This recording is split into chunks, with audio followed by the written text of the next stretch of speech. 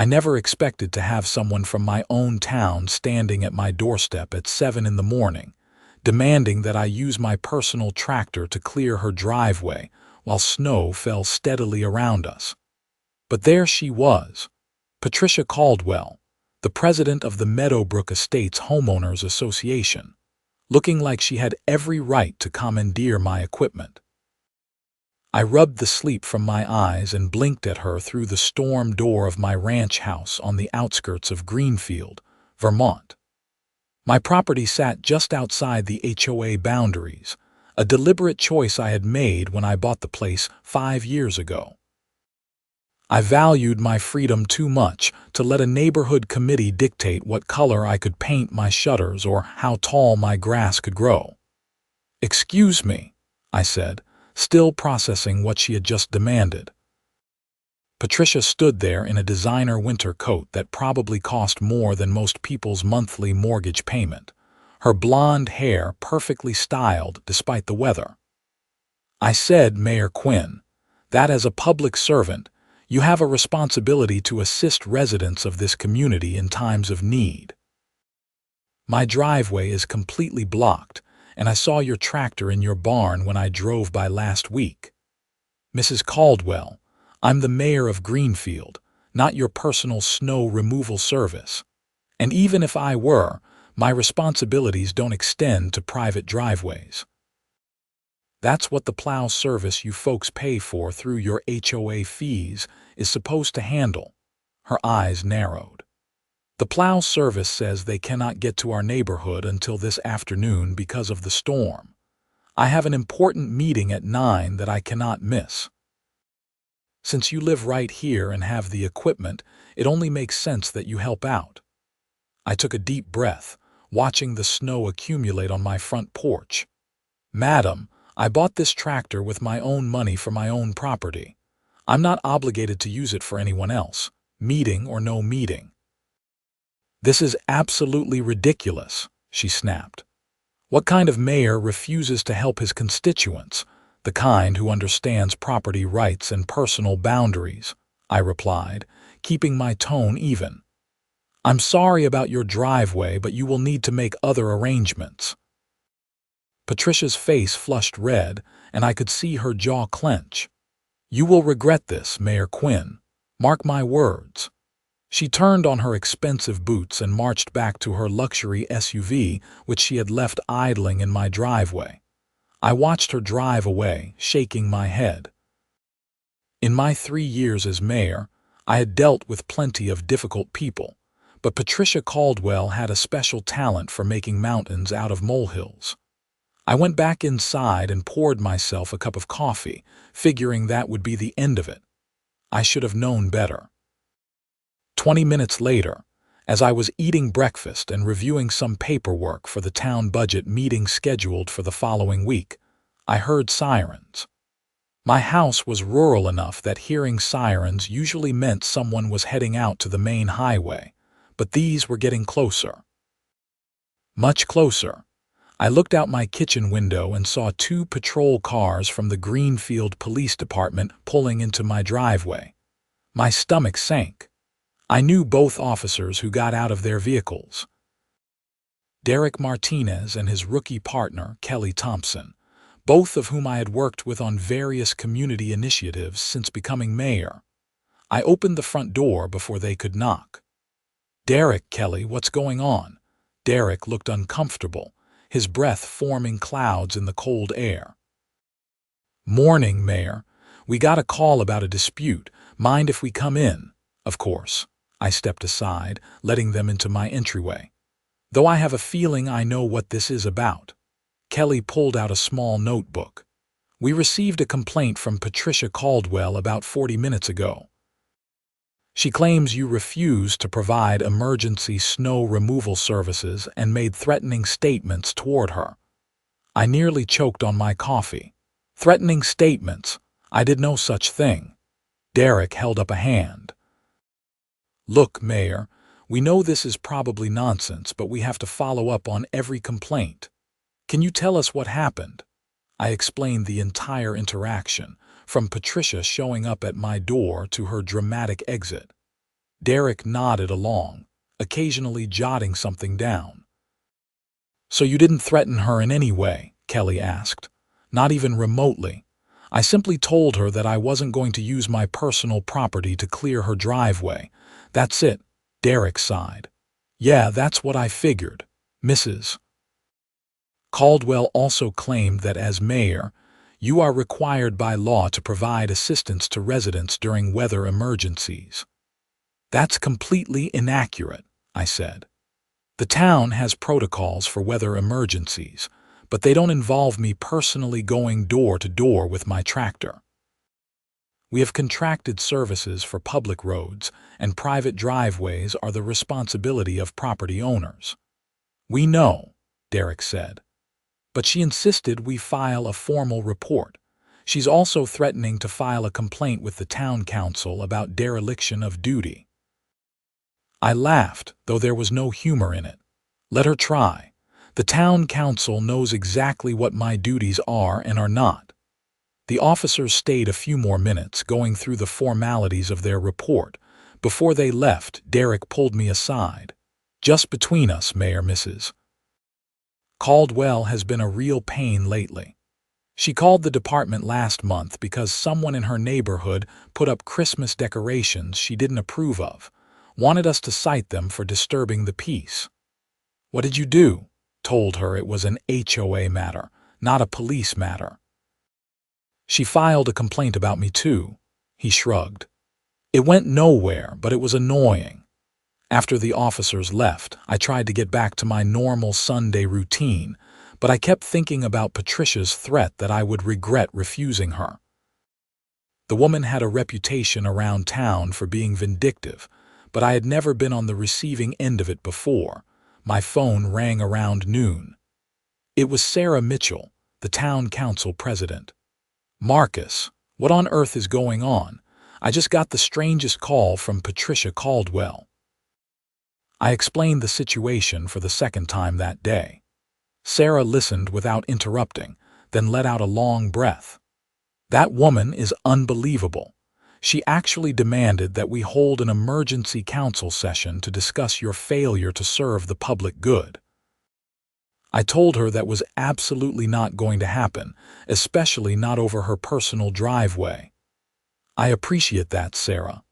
But Marcus, you should know she's not going to let this go. She's got money, connections, and apparently way too much time on her hands. She's already posted something on social media about it." My heart sank. "What kind of something?" "Let me read it to you. Shocking display of incompetence from Greenfield Mayor Marcus Quinn, who refused to help elderly residents trapped in their homes during dangerous winter storm. When confronted about his failure to serve, he became hostile and threatening. Is this who we want leading our town? She's got hashtags and everything. Elderly residents. She's 53 and drives a Range Rover, and I never threatened anyone." "I know that, and most people who know you will know that, but social media doesn't care about facts. It's already got 200 shares." I spent the next hour doing damage control, posting my own statement on the town's official Facebook page explaining the actual facts of the situation. I kept it professional and didn't mention Patricia by name, simply clarifying that the mayor's office was not responsible for clearing private driveways, and that all public roads were being maintained according to the town's winter weather protocols. The comments section quickly became a battleground. About half the people supported me, understanding that I couldn't possibly be expected to plow everyone's driveway personally. The other half, many of whom I suspected were from Patricia's HOA neighborhood, accused me of being callous and uncaring. By evening, the story had been picked up by the local news blog. They called me for a comment, and I gave them essentially the same statement I had posted online. They also called Patricia, who gave a tearful interview about how she had been stranded and afraid during the storm, and how the mayor had cruelly refused to help when she reached out. I watched the interview online, amazed at her performance. You would have thought I had left her to die in a blizzard rather than simply declining to plow her driveway on a Sunday morning. Monday morning brought a fresh nightmare. I arrived at Town Hall to find a small group of protesters outside. They were holding signs that said things like "Quinn doesn't care" and "Fire the mayor." I recognized most of them as residents of Meadowbrook Estates. I walked past them with my head held high, refusing to engage. Inside, my assistant Jennifer looked stressed. "Mayor Quinn, your phone has been ringing off the hook, and there are 17 messages from reporters." "Wonderful," I muttered, heading into my office. The day only got worse from there. The regional newspaper called, wanting to do a story about growing tensions between the mayor's office and local residents. The State Association of Mayors sent me a puzzled email asking if I needed any support dealing with a crisis. And Patricia Caldwell filed a formal complaint with the town council, demanding a vote of no confidence. I spent most of the day on the phone, explaining the situation to anyone who would listen. Most officials I spoke with were supportive, understanding that this was a ridiculous overreaction to a simple boundary-setting incident. But the court of public opinion was less forgiving. By Tuesday, things had escalated even further. Patricia had hired a lawyer and was threatening to sue me personally for failure to fulfill mayoral duties and emotional distress. Her lawyer sent a letter to my office demanding a formal apology and compensation for her missed meeting. I called my own lawyer, Tom Henderson, who had handled the legal work when I bought my property. He read through Patricia's demands and laughed. "Marcus, this is the most frivolous thing I have seen in 20 years of practice. She has absolutely no legal standing. You are not required to use your personal property to benefit anyone else, mayor or not, and emotional distress. Please." "So what do I do? Ignore it. If she actually files suit, we will get it dismissed immediately, but I doubt she will. This is all theater designed to pressure you into apologizing." "That's not happening," I said firmly. "Good. Don't give these people an inch. They will take a mile." Wednesday brought the town council meeting that Sarah had mentioned. It was normally a routine affair, usually attended by maybe a dozen residents. This time, the chamber was packed with over 100 people, most of them from Meadowbrook Estates. Patricia sat in the front row, looking like she was attending a funeral, dressed in black and maintaining a sorrowful expression. I almost admired the commitment to her performance. The meeting began with normal business, approving minutes and discussing budget items. Then came the public comment period, and Patricia was the first to stand. "Thank you for allowing me to speak," she began, her voice trembling just enough to sound vulnerable. "I come before you today as a concerned citizen who has been deeply hurt by the actions of Mayor Quinn. During a dangerous winter storm, I reached out to him for help, as any resident might do with their elected officials. Instead of compassion, I was met with hostility and refusal." She went on for several minutes, painting a picture of herself as a helpless victim and me as some kind of heartless tyrant. She conveniently left out the parts about demanding I use my personal property and threatening me when I refused. When she finished, several other Meadowbrook Estates residents stood to voice their support for her. They spoke about how the mayor should serve all residents equally, how my refusal showed a lack of character, and how they were considering a recall petition. Finally, it was my turn to respond. I stood and faced the crowd, making eye contact with as many people as possible. "I want to address these accusations directly and honestly," I began. "On Sunday morning, Mrs. Caldwell came to my private residence and demanded that I use my personal tractor to clear her driveway." Not asked, demanded. When I explained that I was not obligated to use my private property for her benefit, she became angry and threatened that I would regret my decision. Murmurs rippled through the crowd. I continued. I was not hostile. I was not threatening. I simply set a reasonable boundary. As mayor, I have many responsibilities to this town, but clearing private driveways with my personal equipment is not one of them. If I set a precedent of doing that for one person, I would be obligated to do it for everyone, which is obviously impossible. I pulled out a copy of the town charter and my job description. Nowhere in any of these documents does it say that the mayor must provide personal snow removal services. We have contracted services for public roads, and they perform their duties according to schedule. Mrs. Caldwell's driveway, like all private driveways, is her own responsibility. Patricia stood up. You are being deliberately obtuse, Mayor Quinn. This was an emergency situation. A blocked driveway is not an emergency, I replied calmly. If it were, you could have called 911. Instead, you came to my house and tried to commandeer my property.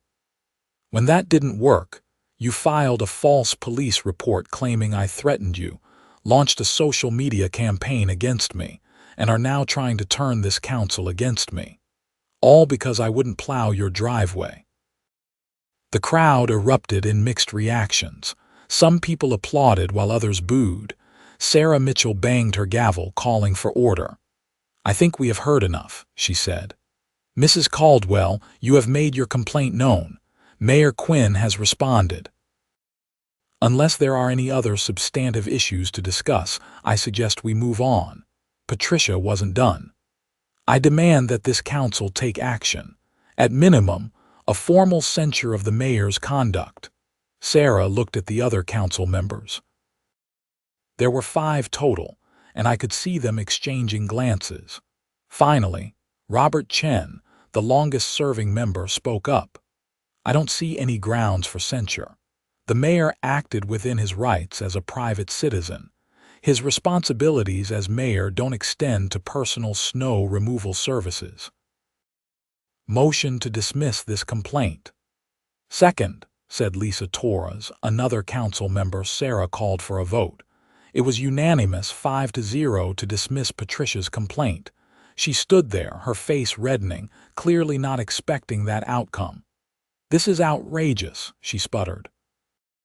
You are all protecting him because he's the mayor. This is corruption, Mrs. Caldwell. That's enough, Sarah said firmly. The matter is closed. If you continue to disrupt this meeting, I will have you removed. Patricia grabbed her expensive handbag and stormed out, followed by about half the audience. The rest of the meeting proceeded normally, though I could feel the tension in the air.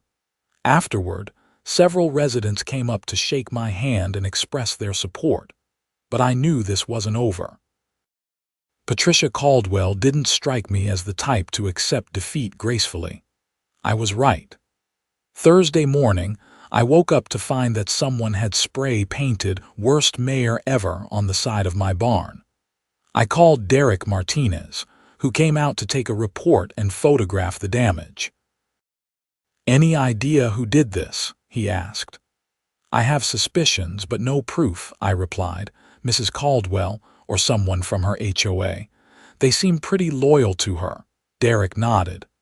I will be honest with you, Mayor. We have been getting a lot of calls from Meadowbrook Estates lately. Noise complaints, suspicious person reports, allegations of violations of various ordinances. All of them are coming from the same group of people, and all of them are frivolous. Harassment campaign, looks like it, but proving it is another matter. I spent that day getting estimates for cleaning the graffiti off my barn. The cheapest quote was $800. I was furious, but tried to channel that anger into something productive. If Patricia wanted a war, she had picked the wrong opponent. I started doing some research into the Meadowbrook Estates, HOA. As mayor, I had access to various public records, and what I found was interesting. The HOA had been involved in several lawsuits over the years, mostly related to overreach and harassment of residents. There were complaints filed with the state about improper financial management, including allegations that HOA fees were being misused. I also discovered that Patricia had been president of the HOA for 8 years, which was actually beyond the term limits specified in their bylaws. She had apparently gotten around this by convincing the board to keep extending her term through various technicalities. Friday afternoon, I got a call from Tom Henderson, my lawyer. "Marcus, you are not going to believe this. Patricia Caldwell actually filed her lawsuit." "You're kidding." "I wish I were. She's suing you for $50,000 in damages, claiming emotional distress, loss of income from her missed meeting, and defamation for your statements at the council meeting. This is insane. Completely. But we will need to respond to it. The good news is that I'm confident we can get it dismissed and possibly countersue for malicious prosecution. The bad news is that it's going to cost you some money in legal fees, at least in the short term." I rubbed my temples, feeling a headache coming on. "Do what you need to do, Tom." Over the weekend, I tried to relax and decompress, but it was difficult. Every time I looked at my barn with its fresh paint job covering the graffiti, I felt a surge of anger. This whole situation was so unnecessary, so petty. On Monday, I decided to take a different approach. Instead of just defending myself, I would go on the offense. I scheduled a town hall meeting for the following week, specifically to address issues related to HOAs and property rights. If Patricia wanted to make this a public battle, I would use it as an opportunity to educate the community. I also quietly reached out to some of the people who had filed complaints against the Meadowbrook Estates HOA over the years. What I learned was disturbing. Patricia and her board had a pattern of targeting residents they didn't like, hitting them with fines for minor violations, and making their lives miserable until they either fell in line or moved away. One former resident, Gary, told me his story over coffee. She fined me $500 because my mailbox was the wrong shade of black. When I fought it, she started finding other violations. My grass was a 1/4 inch too tall. My holiday decorations were up 2 days past the deadline. My car was parked 6 inches over the edge of my driveway. It never stopped. Eventually, I just sold the house and left. It wasn't worth the stress. "Did you ever consider legal action?" I asked. I talked to a lawyer, but he said it would cost more to fight than to just pay the fines and move. That's how they get away with it. They make it more expensive to fight back than to give in. I thanked Gary for his time and continued my research. The more I learned, the more convinced I became that Patricia's attack on me was part of a larger pattern of bullying behavior. The town hall meeting was packed. I had advertised it as a discussion about property rights and HOA governance, and apparently that topic struck a chord with a lot of people. Patricia was there, of course, sitting in the front row with several of her HOA board members. I began with a presentation about the legal rights and limitations of HOAs in Vermont. I explained that while HOAs had authority over certain aspects of community management, that authority was not unlimited. I discussed common overreach issues and what residents could do if they felt their HOA was acting improperly. Patricia's hand shot up immediately. "This is clearly a targeted attack on me and my organization. You are abusing your position as mayor to settle a personal vendetta." "Actually, Mrs. Caldwell, this meeting was requested by several residents who have had issues with various HOAs around town, not just yours. But since you brought it up, I think your organization is a good case study in HOA overreach." Her eyes widened. "Excuse me." I pulled up a slide showing the number of complaints filed against Meadowbrook Estates HOA over the past 5 years. This is a matter of public record. Your HOA has been the subject of 47 formal complaints, ranging from improper fines to harassment to financial mismanagement. That's more than all the other HOAs in Greenfield combined. The room erupted in conversation. Patricia stood up, her face bright red. Those complaints are from disgruntled residents who don't want to follow the rules. We have done nothing wrong. Then perhaps you can explain why your HOA has paid out settlements in 3 separate lawsuits in the past 4 years. I pulled up another slide showing the court records. Total settlements of over $30,000, all related to allegations of harassment and improper conduct. Patricia was speechless. Several other residents started raising their hands, wanting to share their own experiences with the HOA. I called on them one by one, and a picture emerged of systematic abuse of power. Linda, a current Meadowbrook resident, stood up with tears in her eyes. They fined me $2,000 because I planted roses in my front yard instead of the approved flowers. When I couldn't pay immediately, they put a lien on my house. Over flowers. Another resident, Mike, talked about being fined for parking his work truck in his own driveway. It's a clean, professional vehicle for my plumbing business, but they said commercial vehicles weren't allowed. I park it there every day for work, and they fine me every single time. It's cost me over $3,000 so far. The stories kept coming, each one more outrageous than the last. Patricia tried to defend herself and the HOA, but the evidence was overwhelming. By the end of the meeting, several residents were asking about their legal options for challenging the HOA's authority or even removing the current board. After the meeting, Patricia confronted me in the parking lot. "You think you have won, but this is far from over. You have made a powerful enemy, Mayor Quinn. You started this, Mrs. Caldwell. You came to my house making demands you had no right to make. When I didn't comply, you launched a campaign of harassment against me. All I did was defend myself and shine a light on your behavior. If you don't like what people see when that light is shining, maybe you should reconsider your actions." She stepped closer, her voice dropping to a hiss.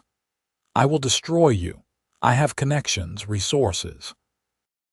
By the time I'm done, you will be lucky to get elected dog catcher in this town." "Is that a threat, Mrs. Caldwell?" I pulled out my phone, making sure she saw that I was recording, because I'm pretty sure threatening an elected official is a crime. She paled and stepped back, then turned and walked quickly to her Range Rover. I watched her drive away, then sent the recording to Derek Martinez, just in case. The next few days were relatively quiet, which made me nervous. Patricia wasn't the type to give up, and her silence felt ominous. I continued my normal mayoral duties, but I kept waiting for the other shoe to drop. It finally did on Thursday afternoon. Jennifer buzzed my office line. "Mayor Quinn, there are 2 people here from the state attorney general's office. They say it's urgent." My stomach dropped. I told her to send them in. 2 serious-looking individuals in business suits entered my office and introduced themselves as investigators from the AG's Financial Crimes Unit.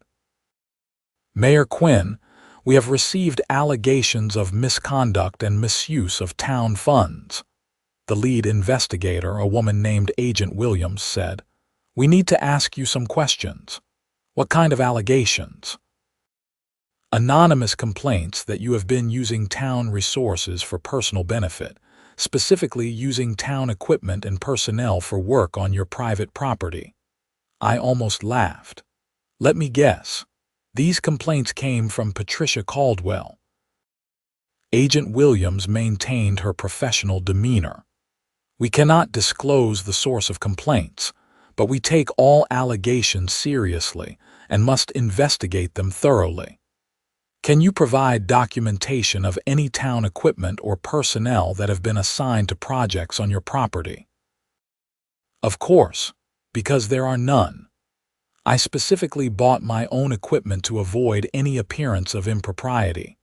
Every piece of machinery at my property was purchased with my personal funds, and I have the receipts to prove it.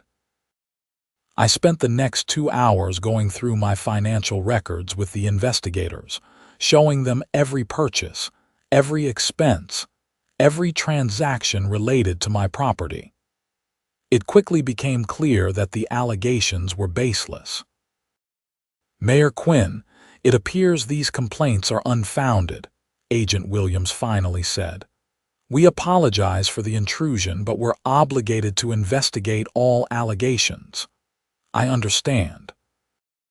But I want you to know that these false allegations are part of a harassment campaign being waged by Patricia Caldwell, the president of the Meadowbrook Estates, HOA.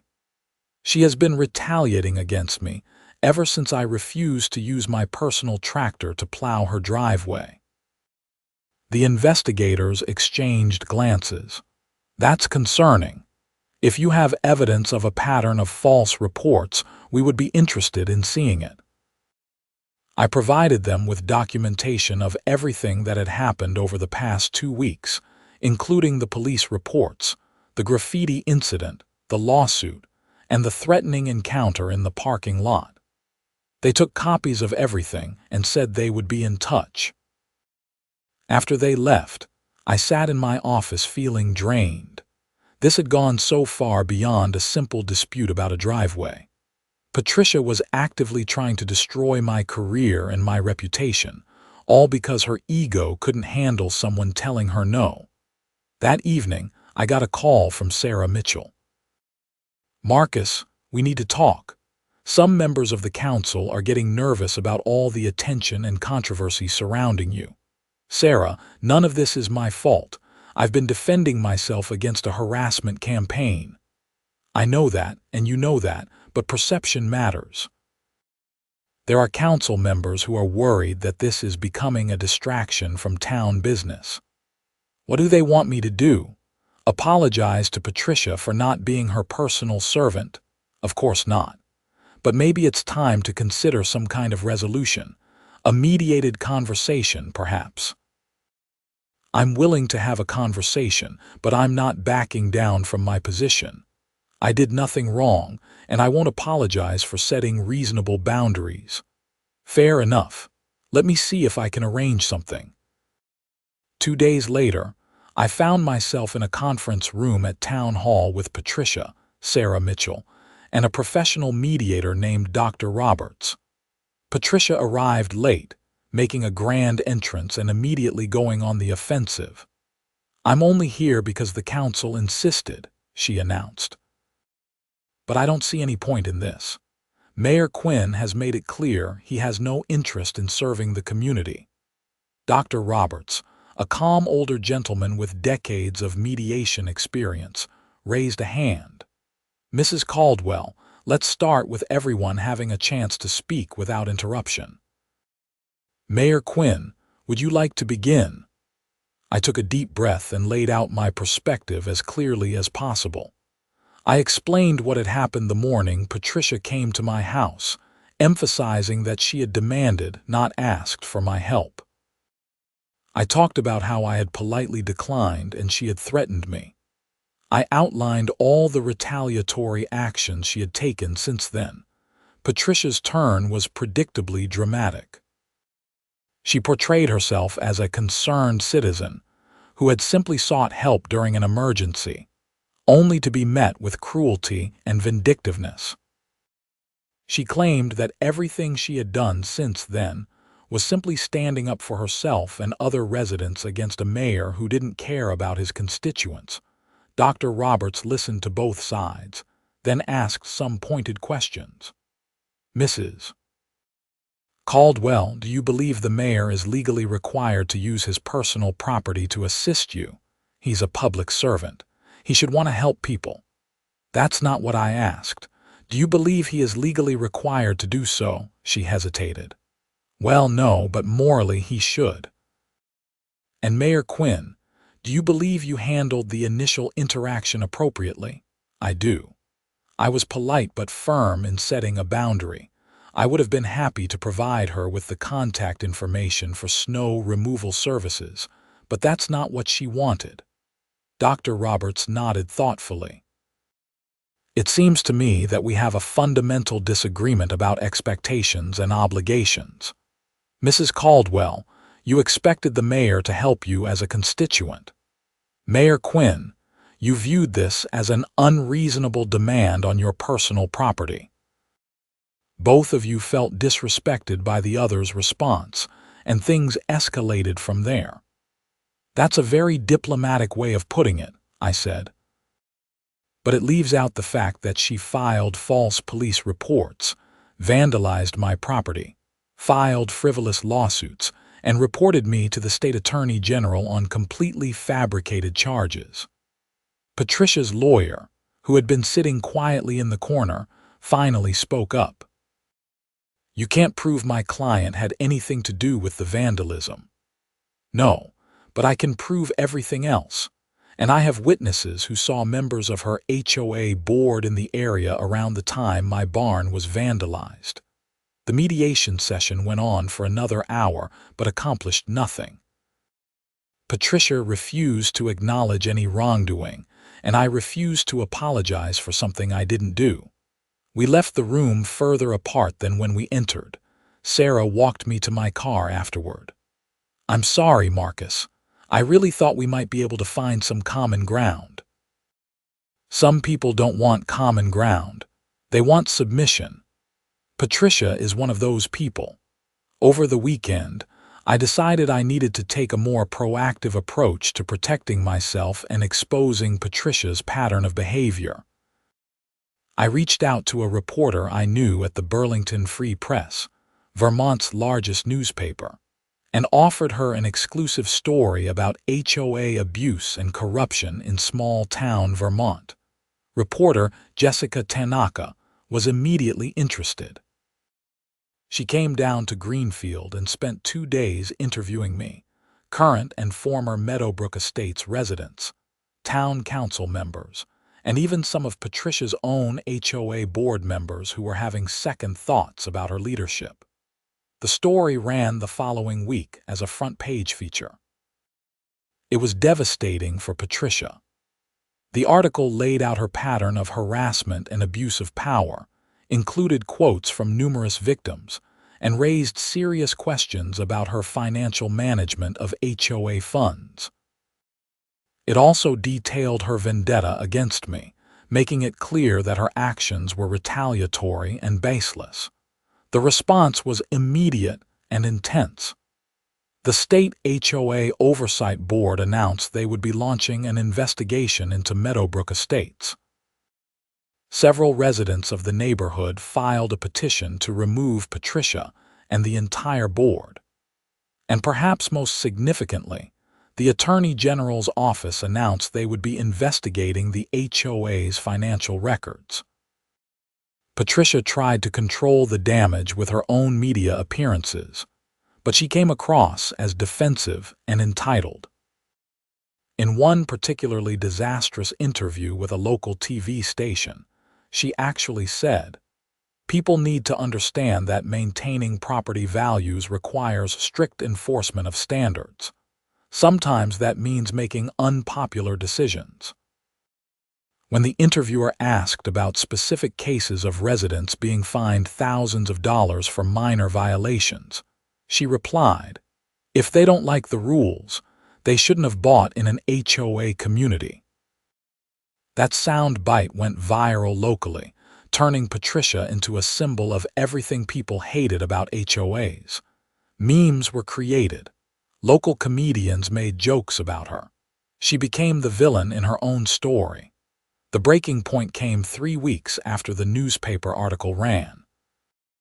The Attorney General's office completed their investigation into the Meadowbrook Estates HOA finances and found significant irregularities. Patricia and 2 other board members had been paying themselves management fees, that were never authorized by the membership. Over the course of 6 years, they had siphoned off over $120,000 in HOA funds. When confronted with the evidence, Patricia tried to claim that the payments were legitimate compensation for their work. But the HOA bylaws clearly stated that board positions were volunteer roles with no compensation allowed beyond reimbursement for specific expenses. On a Wednesday morning in late February, I watched from my office window as Patricia Caldwell was arrested at her home on charges of embezzlement, fraud, and theft. The local news crews were there to capture it all. She was led out in handcuffs, still protesting her innocence, insisting this was all a conspiracy orchestrated by me. Derek Martinez was one of the arresting officers. He told me later that she had ranted for the entire drive to the station about how I had destroyed her life because she asked me to plow her driveway. She honestly believes she's the victim in all this, Derek said, shaking his head. No accountability whatsoever. The fallout continued for weeks. The other 2 board members who had been involved in the embezzlement scheme were also arrested.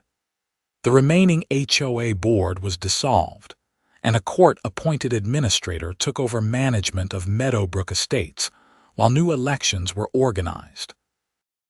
Many of the fines that Patricia had imposed on residents were reviewed and found to be either excessive or without proper justification.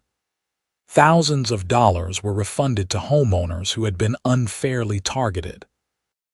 Patricia's lawsuit against me was dismissed with prejudice, and my lawyer filed a countersuit for malicious prosecution and defamation. Her lawyer advised her to settle, and she ended up paying my legal fees plus $20,000 in damages.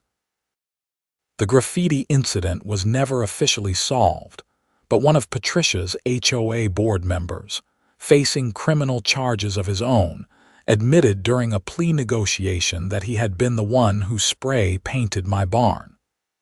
He was charged with vandalism and added it to his list of crimes. Through all of this, I continued to do my job as mayor. The town council never wavered in their support once they understood the full scope of what had happened. If anything, my approval ratings went up as residents appreciated how I had stood up to a bully and exposed corruption. The state legislature even ended up passing new laws strengthening oversight of HOAs and providing more protections for homeowners, partly inspired by the Meadowbrook Estates case. I was invited to testify during the committee hearings, and my experience became a cautionary tale about what happens when HOA boards are allowed to operate without proper accountability. Patricia's criminal trial took place in early summer. I attended as a witness, testifying about her harassment campaign against me and how it fit into a broader pattern of abusive behavior. The prosecution laid out a compelling case of systematic theft and corruption. Patricia's defense team tried to paint her as a dedicated volunteer who had made some accounting mistakes, but the evidence was overwhelming. She was convicted on multiple counts of embezzlement and fraud. At her sentencing hearing, the judge was not sympathetic. "Mrs. Caldwell, you held a position of trust within your community. Instead of serving your neighbors, you enriched yourself at their expense. When someone dared to stand up to you, you attempted to destroy their reputation and career. You have shown no remorse and no understanding of the harm you've caused. I'm sentencing you to 4 years in state prison, followed by 3 years of probation. You are also ordered to make full restitution of all funds stolen from the HOA." I watched as she was led away, still maintaining that innocent, wounded expression that had served her so well for so long. But no one was buying it anymore. In the weeks that followed, life in Greenfield slowly returned to normal. The Meadowbrook Estates, HOA, under new leadership, became much more reasonable and community-focused. Several of the residents who had been most vocal in supporting Patricia during our conflict actually apologized to me, admitting they had been manipulated by her. I accepted their apologies gracefully. I understood how charismatic bullies could be, how they could make people believe their version of reality even when it contradicted the facts. One Saturday afternoon in late July, I was working in my yard when a car pulled up. It was Linda, the woman who had been fined for planting the wrong flowers. She got out with a box in her hands. "Mayor Quinn, I wanted to thank you," she said, offering me the box. "If you hadn't stood up to Patricia, none of us would have. We all would have just kept suffering in silence." Inside the box was a beautiful handmade quilt, created by several Meadowbrook Estates residents as a thank-you gift.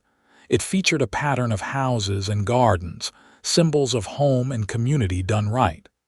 "This is beautiful," I said, genuinely touched. "Thank you." "No, thank you. You showed us that bullies only have power if we give it to them.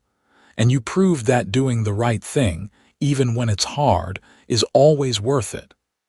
After she left, I sat on my porch looking at the quilt and reflecting on everything that had happened.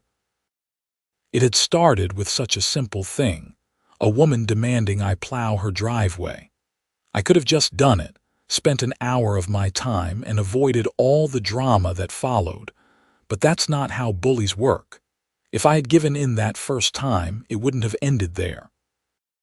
Patricia would have found other demands to make, other ways to exert control. By drawing a firm line immediately, I had forced the conflict into the open where it could be addressed. The experience had taught me important lessons about leadership and integrity.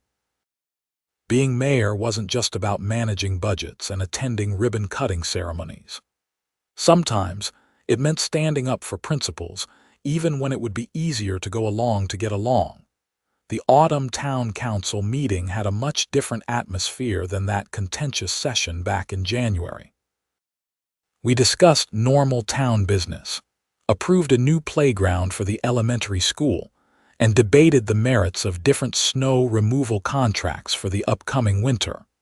Sarah Mitchell caught my eye during a discussion about community relations and gave me a small smile. We both knew how far we had come from those dark days when it felt like the town was being torn apart. After the meeting, Robert Chen, the senior council member who had been the first to dismiss Patricia's complaint against me, pulled me aside. "Marcus, I've been on this council for 18 years. I've seen a lot of mayors come and go. What you did, standing up to that woman and exposing the corruption, that took real courage. A lot of people would have just tried to smooth things over and hope it went away. I couldn't let her get away with it, Robert. It wasn't just about me. It was about everyone she had hurt, and everyone she would hurt in the future if someone didn't stop her." He nodded. "That's what makes you a good mayor. You understand that the job is about serving people, not about making your own life easier."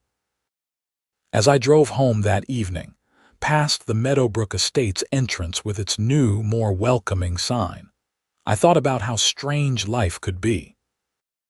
A simple refusal to plow a driveway had led to exposing major corruption, reforming HOA laws across the state, and ultimately making my town a better place. I pulled into my own driveway and looked at my barn, now freshly painted after the vandalism. My tractor sat inside, ready for the next snowfall. I smiled, thinking about how Patricia had been so determined to commandeer it for her own use. That tractor had become a symbol of something important: the right to set boundaries, the importance of standing up for yourself, and the power of refusing to be bullied. Winter came again to Vermont, and with it, the inevitable snow. I used my tractor to clear my own driveway, and sometimes helped my elderly neighbor, Mrs. Patterson, who always asked politely and offered to pay me for my time. One morning after a particularly heavy snowfall, I was clearing my driveway when a car pulled up. For a moment, I tensed, having flashbacks to that morning when Patricia had shown up with her demands. But it was just a young couple who had recently moved to town. "Excuse me, Mayor Quinn," the man called out. "We're sorry to bother you, but we were wondering if you knew any good snow removal services. We're new to the area and didn't realize we needed to arrange for that." I turned off my tractor and walked over to them. "No bother at all. Let me give you some phone numbers for reliable services." I pulled out my phone and sent them contact information for 3 different companies. The couple thanked me profusely. "We were worried about asking," the woman admitted. "We heard some story about the previous mayor and snow removal drama, but it sounded so crazy we figured it must have been exaggerated." I laughed. "No, it really happened." But that situation was less about snow removal and more about someone who thought being on an HOA board meant she could tell everyone what to do. She found out otherwise. "Well, thank you for the information," the man said, "and thank you for being approachable. It's nice to have a mayor who treats people like people." As they drove away, I realized that was the legacy I wanted to leave. Not the dramatic scandal and the corruption investigation, though those were important, but the simple idea that leaders should be accessible, reasonable, and willing to help within appropriate boundaries. I finished clearing my driveway and went inside to warm up with a cup of coffee. On my kitchen table was the quilt the Meadowbrook residents had made for me. I ran my hand over the careful stitching, thinking about the community that had come together after Patricia's reign of terror ended. That evening, I got an email from the new president of the Meadowbrook Estates, HOA, a retired teacher named Gloria who had been elected in a landslide. She was writing to invite me to their neighborhood summer barbecue as a thank you for everything I had done. I wrote back accepting the invitation, pleased to see how the neighborhood was healing and moving forward. My term as mayor still had 2 years left, and I was already thinking about whether to run for re-election. The Patricia situation had been exhausting and stressful, but it had also reminded me why I had wanted to be mayor in the first place. I believed in public service, in standing up for what was right, in making my community better. The following week, I attended the Meadowbrook Estates barbecue. It was a warm summer evening, and the neighborhood was full of families enjoying food, music, and each other's company. Gloria gave a short speech thanking everyone who had worked to reform the HOA and make it what it should have been all along, a tool for bringing neighbors together rather than driving them apart. Several people came up to me throughout the evening to share their stories of life after Patricia. The oppressive atmosphere of constant surveillance and nitpicking was gone. People felt free to enjoy their homes without fear of arbitrary fines or harassment. Mike, the plumber who had been repeatedly fined for parking his work truck in his own driveway, pulled me aside. "Mayor Quinn, I just wanted you to know that I'm expanding my business. I'm hiring 2 more employees. Before, I was seriously considering leaving town because of the HOA stress. Now, I'm planning to stay and grow. That's directly because of what you did." Stories like that made everything worthwhile. The attacks, the stress, the legal fees, the uncertainty. It had all led to real, positive change in people's lives. As the sun set over Greenfield that evening, I stood with a plate of barbecue and watched kids playing in the street without fear that some HOA board member would cite their parents for noise violations or unauthorized use of common areas. This was what community was supposed to look like. Gloria came over and stood beside me. "You know, Mayor, I've been thinking about what happened with Patricia. In a weird way, her going after you was the best thing that could have happened to this neighborhood." "How so?" I asked. "Because it forced everything into the light. If she had just kept quietly embezzling and harassing people, It might have gone on for years. But her ego couldn't handle you saying no to her, so she escalated until she exposed herself. Her pride was her downfall. That's an interesting perspective, I said. Though I could have done without the graffiti and the fake investigations. Gloria laughed. Fair enough. But the point is, sometimes the right thing to do is the thing that causes the most immediate conflict. You knew saying no to her would cause problems, but you did it anyway because it was right. That's leadership. I thought about her words on the drive home. Leadership wasn't always about making popular decisions or keeping everyone happy. Sometimes it meant standing firm on principles, even when it would be easier to compromise them. The next town council meeting, I proposed a new initiative to provide resources and education to HOA residents about their rights and to HOA boards about proper governance. The council approved it unanimously, and we partnered with the State Attorney General's office to develop materials. The program became a model that other towns across Vermont adopted. We offered free workshops for both homeowners and board members, teaching them how to work together effectively and avoid the kind of toxic dynamic that had developed in Meadowbrook Estates. Patricia, meanwhile, was serving her sentence at the Women's Correctional Facility in South Burlington. I heard through the grapevine that she was still maintaining her innocence, still claiming she had been set up. Some people never learn. Her former supporters had mostly disappeared, either moving away in embarrassment or quietly shifting their narratives to pretend they had never really been on her side. That's how it always goes with bullies. Once their power is broken, their followers scatter. The lawsuit she had filed against me was officially closed, and the money from the settlement went into a fund I established for residents who needed help with legal fees to fight HOA overreach. It seemed fitting to use her own malice to help other people in similar situations. As autumn approached and my third year as mayor drew to a close, I found myself reflecting on the journey. It had started with something so absurd, a demand that I plow someone's driveway with my own tractor, and had led to meaningful reforms that would benefit people for years to come. I decided to run for re-election. The experience with Patricia had reminded me that there were always going to be people who tried to abuse their power, and communities needed leaders who were willing to stand up to them. My announcement speech focused on the importance of integrity, accountability, and standing up for what's right even when it's difficult. I talked about the HOA reforms we had implemented and the positive changes in Meadowbrook Estates. I didn't mention Patricia by name, but everyone knew what I was referring to. The election was a landslide.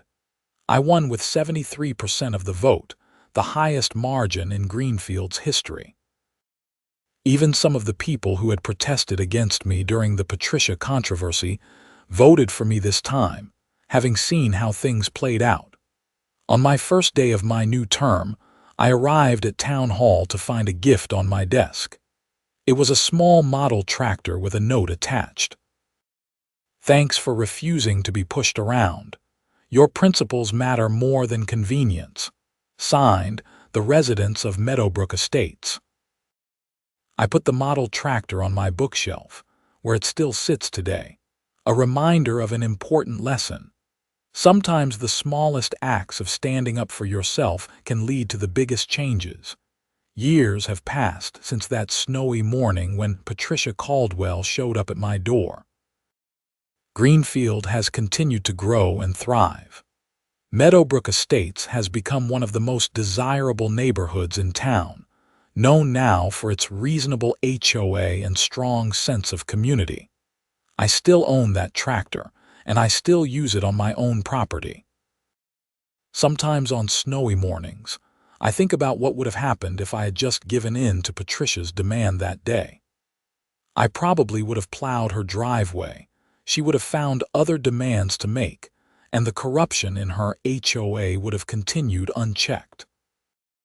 By saying no, by setting that simple boundary, I started a chain of events that exposed wrongdoing, reformed systems, and ultimately made my town better.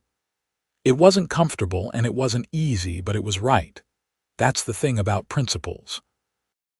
They're not valuable because they're easy to maintain. They're valuable because they're hard to maintain, because there's always a temptation to compromise them for short-term peace. I learned that being mayor, being a leader, means being willing to accept conflict in service of doing what's right. It means understanding that some people will never like you or agree with you, and that's okay. What matters is staying true to your values and serving your community with integrity. Patricia Caldwell taught me that lesson, though not in the way she intended. She thought she could bully me into submission, that her status and connections would force me to bend to her will. Instead, she demonstrated exactly why we need people in positions of authority who won't be intimidated or manipulated. Today, Greenfield is a better place because one person refused to plow one driveway. It sounds absurd when you put it that way, but it's true. That small act of boundary setting rippled outward in ways I never could have anticipated. And every time it snows, every time I fire up my tractor to clear my own driveway, I smile and remember the morning this all started. I remember Patricia standing on my porch in her designer coat, absolutely certain that I would do what she wanted because of who she was and who I was. She was wrong, and that made all the difference.